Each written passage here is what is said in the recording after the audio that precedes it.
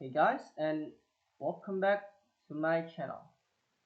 So before I start it, don't forget to like, share, and subscribe. So now today, I would like to read some article again from investing.com again by Geoffrey Smith. Investing.com. The UK labour market showed signs of cooling off on Tuesday, with growth in both jobs and, and earnings slowing and vacancies showing their first quarterly fall in a year. The number of people claiming jobless benefit in July fell by 10,500, keeping the jobless rate at 3.8% of the workforce. However, that was the smallest drop in 17 months and was the less than the 32,000 expected. At the same time, vacancies in the 3 months through July fell 1.5% to 1,020 one I mean 1,274 million, their first drop in nearly a year. The Office for National Statistics Labor Force survey, which lags the claimant count and vacancies number by a month, also pointed to a slowdown in employment growth, with the 3 month increase through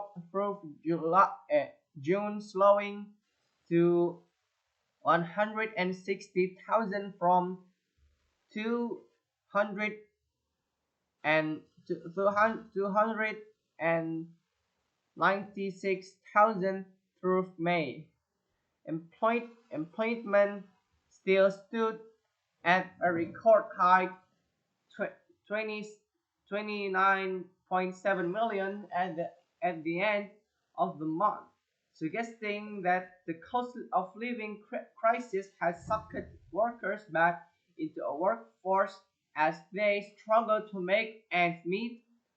However, however, the increased employment was accounted for completely by non-UK nationals, as has been the case for the last 9 months, according to the ONS's figures. Samuel Thoms and Samuel Thoms, an analyst with Penton Mac, macroeconomists, said the figures suggest that COVID had had a bigger influence on the labor market than Brexit, which has ended the automatic right to work for EU nationals in the UK.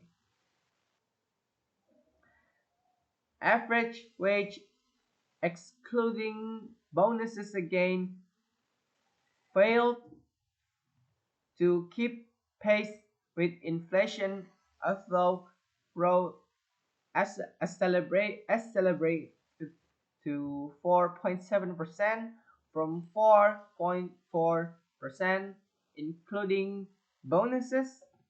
Growth slowed to 5.1% from an upwardly revised 6.4%.